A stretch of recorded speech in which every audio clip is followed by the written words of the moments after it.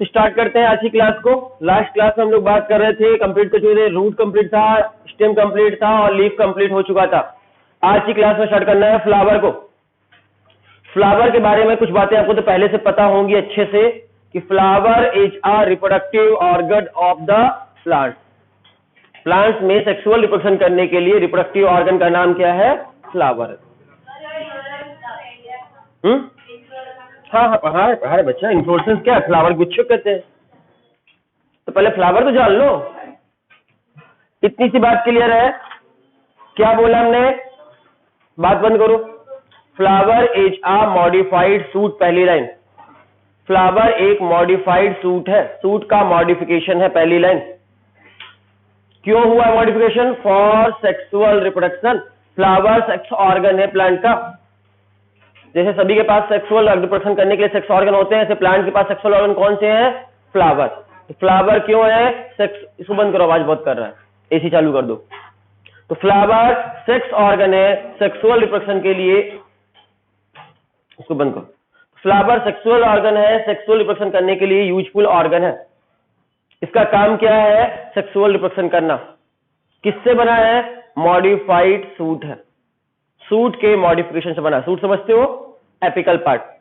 तो सूट के मॉडिफिकेशन, आपकी बुक में पहली लाइन लिखती है flower is a modified shoot. Flower एक मॉडिफाइड सूट है। कौन से पार्ट से बना है? Apical meristematic cell. ऊपर की ओर के साइड वाली एपिकल मेरिस्टेमेटिक सेल जो होती हैं। Apical meristem change in the floral meristem, जिसमें कैसे बना फ्लावर? आपका बना है एपिकल मेरिस्टेम, फ्लोरल मेरिस्टेम में चेंज हो गई। रिपीट कर रहे हैं, फ्लावर का जन्म कैसे हुआ? Apical meristem change into the, किसमें चेंज हो गई? Floral meristem. और इस फ्लोरल मेरिस्टेम से किसे जन्म हो गया? फ्लावर बन गया। एपिकल मेरिस्टेम से फ्लोरल मेरिस्टेम बन गया और फ्लोरल मेरिस्टेम से फ्लावर का जन्म हो गया। तो ये किसका मॉडिफिकेशन कहलाएगा? Modification of suit. तो फ्लावर से पूछे कौन सा पार्ट है प्लांट का, तो फ्लावर सूट का ही पार्ट है, मॉडिफाइड फॉर्म है।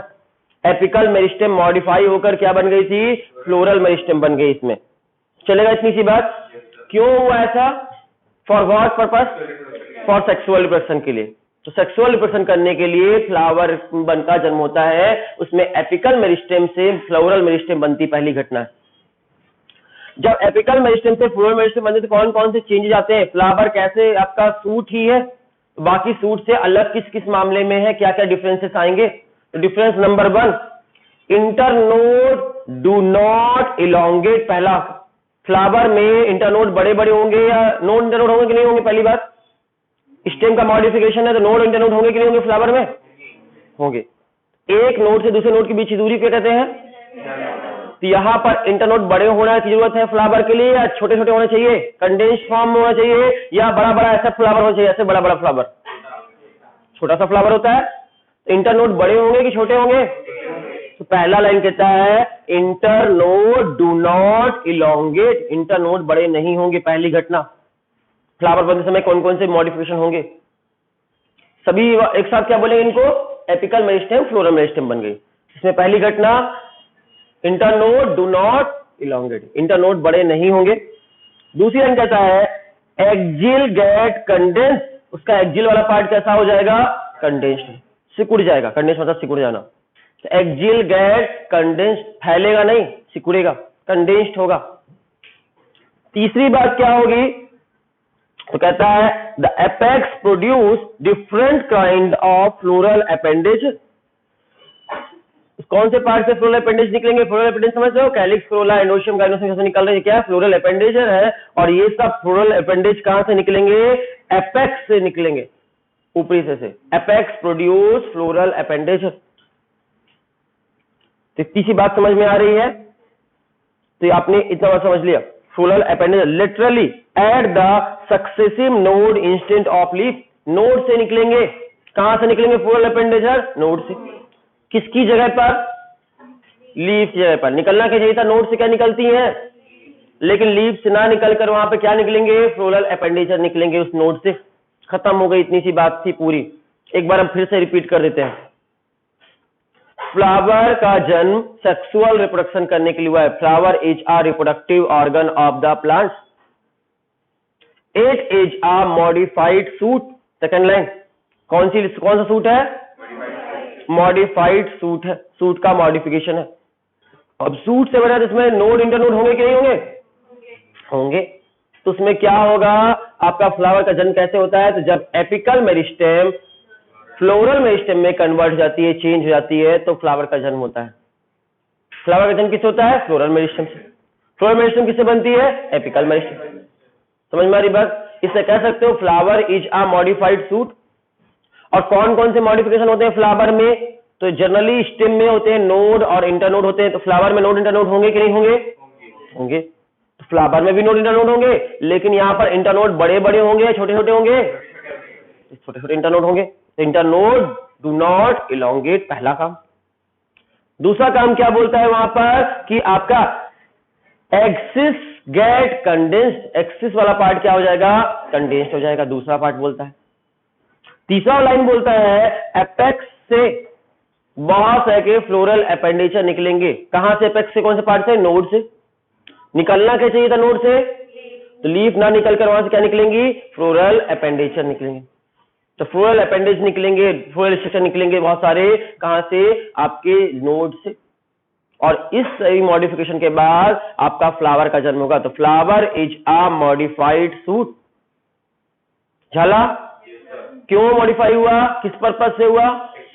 सेक्सुअल रिप्रोडक्शन करने के लिए। बहुत अच्छी बात है। इतना काफी है, इतना समझ गए हो अच्छे से। एनसीईआरटी की लाइन थी, इंपॉर्टेंट है सारी लाइनें। अगला लाइन कहता है when suit tip transform into the flower. जब सूट का टिप वाला पोर्शन फ्लावर में ट्रांसफॉर्म होता, बदल रहा होता है, इट ऑलवेज सॉलिटरी। ये यहां से नीट में क्वेश्चन आ सकता है कि जब आपका जो सूट टिप से अगर फ्लावर बनता है तो वो कैसा होता है? सॉलिटरी होता है। सॉलिटरी का मतलब आगे हम पढ़ाएंगे आपको, अभी बात वर्ड याद कर लो।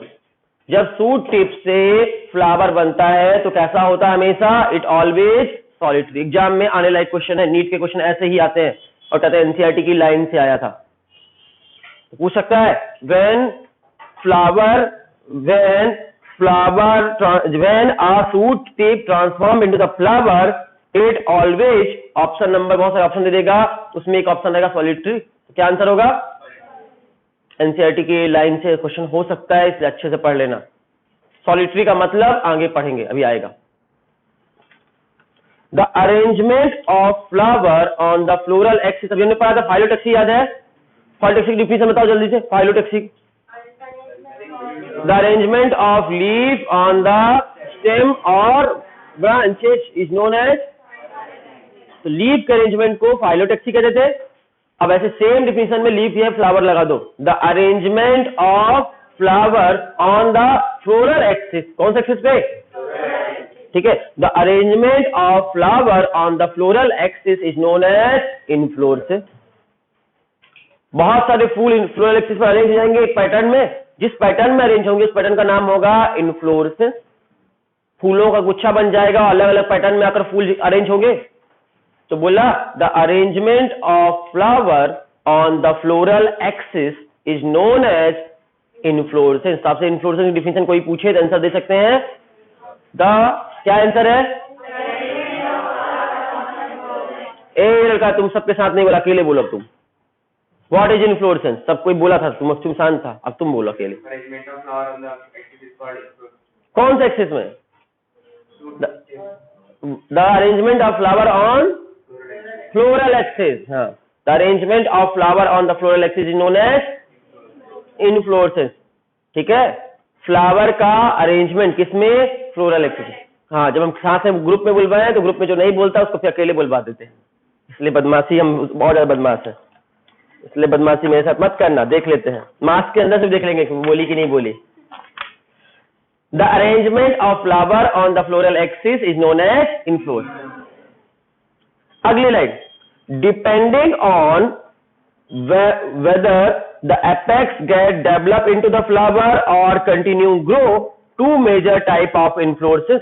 फ्लोरेसेंस देखो यहां समझना, एक बार रिपीट करते हैं, यहां समझने की कोशिश करेंगे आप ये लाइन को।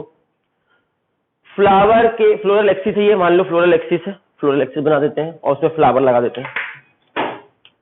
ये कोई एक फ्लोरल एक्सिस है और इसमें फ्लावर लगना है। फ्लावर लगने के दो ऑप्शन है। क्या क्या ऑप्शन हो सकते हैं? या तो फ्लावर इसके टर्मिनल पोजीशन पे लग जाए, यहां पर लग जाए, ये फ्लावर लग गया ऊपर की ओर एपेक्स वाले पार्ट पे। अगर एक ऑप्शन ये है। दूसरा ऑप्शन क्या था? ये एक्सिस था, फ्लोरल एक्सिस था, फ्लोरल एक्सिस से ये यहां फ्लावर लग जाए। समझ में आ रही बात? साइड में लग जाए, लेटरल पोजीशन पे लग जाए। दो ऑप्शन है। ऑप्शन कितने हैं? या तो इधर इधर लग सकता है या ऊपर क्यों लग सकता है। ऊपर क्यों लगेगा तो कौन सी पोजीशन आएगी? टर्मिनल, और ये कौन सी लगेगी? लेटरल। समझ में आ रही बात? अब देखेंगे कि क्या होगा। सोचो अगर एपिकल वाले पार्ट पे, टर्मिनल वाले पार्ट पर अगर फ्लावर लग गया तो अब ये फ्लोरल एक्सिस और बड़ा हो सकता है क्या? अब और बढ़ सकता है, ग्रोथ को क्या कर देगा? रोक देगा। लेकिन यहां पर लगा तो ये बढ़ सकता है कि नहीं बढ़ सकता ऊपर? तो ये लिमिटेड है और ये अनलिमिटेड। समझ में आ रही बात? इस तरह दो तरह के फ्लोरल आपके इन्फ्लोरेसेंस देखने को मिल सकते दो पैटर्न में।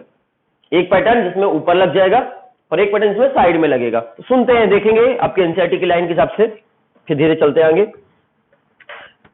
Depending on weather apex get developed into the flower or continue grow, two major type of inflorescence। पहला है रेसिमोस, दूसरा है साइमोस। दो तरह के इन्फ्लोरेसेंस हो सकते हैं। कौन कौन से? आपके क्वेश्चन एग्जाम में यहीं से आएगा तो इन्फ्लोरेसेंस कितने तरह का होता है? दो तरह का, रेसिमोस और। तो पहला पढ़ते हैं रेसिमोस के बारे में। Racemose type of inflorescence, the main axis continue. देख सकते हैं मेन एक्सिस कौन सा है जो बढ़ सकता है? ये वाला में, ये वाले में मेन एक्सिस कंटिन्यू बड़ा हो सकता है। ए वाले में या बी वाले में? बी वाले में। मतलब रेसिमोस कौन सा होगा यहां पर? तो सुनते हैं रेसिमोस में द मेन एक्सिस, कहां गया? The main inflorescence, the main axis continue to grow, the flower are born. कहां फ्लावर जन्म लेंगे? लेटरली, लेटरल पोजीशन पर जन्म लेंगे। अब देख पा रहे हो लेटरल पोजीशन कौन सी हुई? ये वाली। अब यहां पर ध्यान समझना, कुछ कॉन्सेप्ट सिखाने जा रहे हैं आपको। पहला फ्लावर था ये, ग्रो किया ना, इधर भी ग्रो कर देते हैं, दोनों तक ग्रो कर देते हैं लेटरल पोजीशन पे, ये ग्रो कर गया। देख पा रहे हो? ये फ्लोरल एक्सिस कंटिन्यू बड़ा होता जाएगा कि नहीं बड़ा होता जाएगा? मान लो अभी यहां तक फ्लावर लगे, ये फ्लावर लगे। अब फ्लोरल एक्सिस खाली है कि नहीं खाली ऊपर की ओर बढ़ने के लिए? तो और बड़ा हो जाएगा नहीं हो जाएगा? और बड़ा हो जाएगा। फिर बड़ा हुआ, फिर और बड़ा हो जाएगा, फिर और लगेंगे और बड़ा हो जाएगा। कंटिन्यू ग्रो कर सकता है कि नहीं कर सकता? तो नए वाले फ्लावर कहां आएंगे? ऊपर की ओर या नीचे की ओर? वहां पे नए फ्लावर, हमेशा ये फ्लोरल एक्सिस बड़ा होगा, इसलिए नए नए फ्लावर कहां लगेंगे? तो ऊपर की ओर फ्लावर लगे होंगे नए नए वाले। देखो छोटा कर दिया, मतलब नया नया दिखाना चाह रहा है, एकदम नया नए फ्लावर लगे हैं। ऊपर की ओर नए फ्लावर होंगे और नीचे की ओर पुराने फ्लावर होंगे। समझ में आ रही बात? नए फ्लावर हमेशा ऊपर की ओर होंगे, पुराने फ्लावर। और अगर इस पैटर्न में आपको देखने मिल जाए कि ऊपर नए नए और नीचे पुराने पुराने, तो इस तरह के पैटर्न कहते हैं आपका एक्रोपिटल मैनर। कौन सा मैनर कहलाता है ये? देखो अरेंजमेंट करें, सबसे पुराना ये होगा, उससे कम, उससे कम, उससे कम, उससे कम, उससे कम, उससे कम, उससे कम, सबसे कम। जैसे पेड़ में फ्लावर लगे होंगे एज के हिसाब से अरेंज कर दिया हमने। कौन सा अरेंजमेंट कर दिया? वैसे देखो भी ए शेप बनता है, ये ए कौन सा शेप बना? नीचे चौड़ा ऊपर सकड़ा, ए शेप बना। देख पा रहे हो? ऐसा शेप बना है एक्रोपिटल मैनर, नीचे बड़े बड़े ऊपर छोटे छोटे, इसलिए इस तरह के पैटर्न को क्या कौन सा शेप कहते हैं? एक्रोपिटल मैनर कहलाता है। कौन सा मैनर कहलाता है? एक्रोपिटल अरेंजमेंट कहलाता है। एक्रोपिटल अरेंजमेंट किसमें देखने मिलेगा? रेसिमोस में या साइमोस में? ये रेसिमोस टाइप का इन्फ्लोरेसेंस है और इसमें अरेंजमेंट क्या है फ्लावर का? एक्रोपिटल में। एक्रोपिटल वर्ड जहां भी मिले तो समझ जाना साइज के हिसाब से अरेंज होंगे। सबसे छोटा वाला ऊपर होगा, सबसे बड़े वाले नीचे होंगे, पिरामिड जैसा शेप। सबसे बड़े बड़े नीचे, छोटे वाले ऊपर। एक्रोपिटल मैनर में अरेंज होंगे। ए का शेप, एक्रोपिटल का ए याद कर लेना। एक्रोपिटल ए शेप में होगा, नीचे चौड़ा होगा, ऊपर सकरा होगा, ऊपर छोटे होंगे, नीचे याद रहेगा।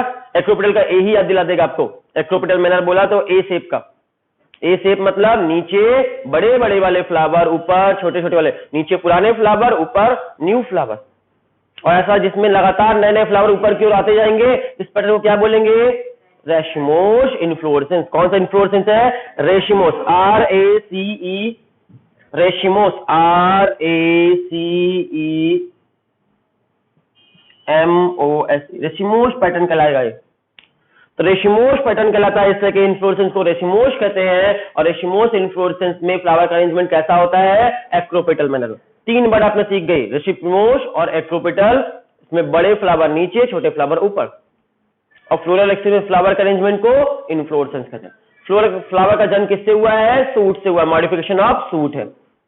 ठीक है, सबूत क्या है? स्टेम में नोड इंटरनोड होते हैं, फ्लावर में भी नोड इंटरनोड है। डिफरेंस क्या है? उसके नोड से लीफ निकलती है, इसके नोड से फ्लोरल अपेंडेज निकलते हैं। वहां पे इंटरनोड बड़े बड़े होते हैं, यहाँ पे इंटरनोड कंडेंस होते हैं, छोटे छोटे होते हैं, लंबे लंबे नहीं होते, नॉट इलोंगेट। एक्सिस कैसा होता है? कंडेंस्ड हो जाता है। और क्या चेंजेस होते हैं? तीसरा, एक्सिस कंडेंस्ड हो गया था और आपके इंटरनोड इलोंगेट नहीं हुए थे। और तीसरा एक और चेंज बताए थे आपको, तीनों ही हो गए, तीनों बता दिए हैं। चलो हाँ, यही 3 थे। अपेंडेजर निकलते हैं लीफ की जगह पर। क्लियर इतनी सी बात? कौन सी चीज से क्या बना है? कौन सा किसका मॉडिफिकेशन हुआ है? एपिकल मेरिस्टेमेटिक सेल क्या बन गई है? ये मॉडिफिकेशन हुआ है। और बताना अगली बात कि flower what is inflorescence? The arrangement of flower on the is known as inflorescence. चलेगा? इन्फ्लोरेसेंस कितने तरह के होते हैं? कौन कौन से? रेशिमोस, शाइमोस। रेशिमोस में कौन से पैटर्न में फ्लावर लगे होंगे? एक्रोपेटल का मतलब नीचे ओल्डर वन, ऊपर न्यूअर वन। ये देखो, ये रहे नीचे वाले फ्लावर को नाम देते हैं ओल्ड वन और ऊपर वाले को देते हैं न्यू वन। ये रहे ओल्ड फ्लावर और ये रहे न्यू फ्लावर। देख पा रहे हो? ये पैटर्न क्या है? एक्रोपेटल। और ये किसमें देखने मिलेगा? रेशिमोस टाइप में। रेशिमोस का मतलब आपके फ्लावर कहां लगेंगे? लेटरल पार्ट में या टर्मिनल पार्ट पे? लेटरल पार्ट पर लगेंगे, टर्मिनल पार्ट पर नहीं लगेंगे। और लेटरल पार्ट पे लगेंगे इसलिए मेन एक्सिस फ्री रहेगा कि नहीं रहेगा? और फ्री एक्सिस फ्री होने की वजह से वो कंटिन्यूअस ग्रो करेगा कि नहीं करेगा? तो रेशिमोस का मतलब होता है main axis is free and independent and continuous can grow, continuously grow कर सकता है। रेशिमोस का मतलब। एक्रोपेटल का मतलब बड़े नीचे, छोटे ऊपर। 2 अलग अलग वर्ड, दोनों का अलग अलग मीनिंग है, कंफ्यूज मत कर जाना। रेशिमोस का मतलब मेन एक्सिस फ्री रहेगा, flowers are borne on the lateral position और main axis continuous can grow. अब बात कर रहे हैं साइमोस का, इसका उल्टा होगा। यहां पर देखेंगे, डायग्राम को पहले समझ लेंगे फिर पढ़ेंगे, अब क्योंकि समझ में नहीं आएगा पढ़ना। ये देखो, ये मेन एक्सिस था, इसके ऊपर पे जाकर लग गया फ्लावर। अब वो मेन एक्सिस और बढ़ सकता है क्या? नहीं बढ़ सकता। अगला फ्लावर अब कहां लगेगा, कैसे लगेगा? अगला फ्लावर लगना टर्मिनल पोजीशन पे लगाना है, साइड पे नहीं लगाना, मतलब फिर तो वो आपका वही हो जाएगा। फ्लावर कहां लगेंगे? टिप पे ही लगते हैं ये। अब टिप पे ही लगना है तो ये देखो, पहले वाला तो यहाँ पे जगह कम है, तो इधर ले चलते हैं, हम आपको इधर ले आते हैं। ये मेन एक्सिस था, मेन एक्सिस के ऊपर ये फ्लावर लग गया और इसने ब्लॉक कर दिया इसकी ग्रोथ को। अब ग्रोथ नहीं कर पाएगा ये। अब बेचारा करे क्या? अब और फूल निकलना नहीं, एक अकेला फूल रहेगा क्या पेड़ में? अगला फूल कहां खिलेगा? अगला फूल जो खिलेगा तो वो ऐसे खुलेगा कि ये देखो, मेन एक्सिस से फिर नई ब्रांच आएगी और उसकी टिप पे फिर लग गया फ्लावर आके। अब फिर इसकी ग्रोथ रुक गई। अगला फ्लावर आना तो कहां आएगा? फिर ब्रांच निकलेगी, एक और ब्रांच, उस पर फ्लावर लगेगा। देख पा रहे हो? कोई बात समझ में आ रही? अगला फ्लावर, उसकी ब्रांच भी। ब्रांच दोनों साइड निकल सकती है, जैसे सपोज इधर भी निकल सकती है और इधर भी निकल सकती है, जैसे हम इधर निकाल देते हैं, ऐसी ब्रांच निकल सकती है। इसके ऊपर लग गया। देख पा रहे हो? कोई दिक्कत समझने में? ठीक। हाँ, तो अब बस क्वेश्चन समझना, क्वेश्चन जो पूछ रहे हैं वो समझना। नंबरिंग कर देते हैं फिर क्वेश्चन पूछते हैं। ये है 1 नंबर, 2 नंबर, 3 नंबर, 3 नंबर या 4 कर देते हैं इसको, 4 नंबर। अब आपसे क्वेश्चन पूछे 1 2 3 4 नंबर दिए फ्लावर को, आपसे पूछे इन चारों में सबसे नीचे कौन सा फ्लावर है? सबसे नीचे कौन सा है? सबसे ऊपर कौन सा है? बहुत अच्छे बच्चों, गधे बच्चों, कुछ नहीं आता बच्चों। देखो ध्यान से, सबसे नीचे सबसे ऊपर कौन सा फ्लावर है? सबसे ऊपर वाला फ्लावर का नाम और सबसे नीचे वाले फ्लावर का नाम। यहां पे ध्यान से देखो अच्छे बच्चों, यस ध्यान से देख लो, ये रहा 1 के नीचे लगा हुआ है 2 कहां लगा हुआ है? 2 जो है यहां लगा हुआ है 1 के नीचे, ध्यान से देखो। और 2 ये रहा 2 के नीचे लगा है 3 और 4। तो सबसे बड़ा कौन और सबसे ऊपर कौन है? 1। उसके बाद और सबसे नीचे 3 और 4। देखने में ऊंचाई में आप भले दिख रहा है आपको 3 और 4 ऊपर है, ऊंचाई में आपको देखने में ऐसा लग रहा है, महसूस हो रहा है, लेकिन सबसे ऊपर कौन? 1। समझ में आ रही बात? ये फ्लावर सबसे ऊपर है, उसके नीचे कौन लगा हुआ है? इसके नीचे लगा हुआ है, ये देख पा रहे हो? उसके नीचे वाले हिस्से से लगा है 2 और उसके भी नीचे लगा हुआ है 3।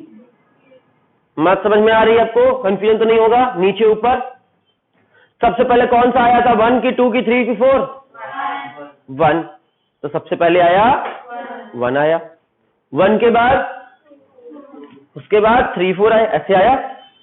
समझ में आ रही बात? चलो तो पढ़ लेते हैं। इन साइमोस टाइप ऑफ इन्फ्लोरेसेंस, कौन सा इन्फ्लोरेसेंस वर्क कर रहे हैं? साइमोस type inflorescence. The main axis terminate in a flower, main axis terminate कर देगी फ्लावर को। मेन एक्सिस क्या हो गया? टर्मिनेट कर दिया उसने फ्लावर को। कैसे टर्मिनेट कर दिया? फ्लावर लग गया तो मेन एक्सिस बंद हो गया, ऊपर ग्रो नहीं कर सकता है। Hence limited in growth, इसलिए लिमिटेड ग्रोथ करेगा। The flowers are born in the basipetal order, नए फ्लावर कहां लगेंगे? बेस में लग रहे हैं, नीचे की ओर लगेंगे या ऊपर की ओर? ऊपर तो ब्लॉक हो चुका है, तो अगला फ्लावर, नया फ्लावर जो है उसके नीचे लगा। उसके बाद नया फ्लावर आया तो सबसे पुराना फ्लावर सबसे ऊपर और सबसे नया फ्लावर नीचे ऊपर। अभी समझ में आ रहा है? देखने में आपको उल्टा दिख रहा है, लेकिन जो एक्चुअलिटी है कि सबसे पुराना फ्लावर सबसे ऊपर लगा हुआ है, उससे छोटा वाला उसके नीचे, उसके छोटा वाला उसके नीचे। तो नए फ्लावर कहां आएंगे? नीचे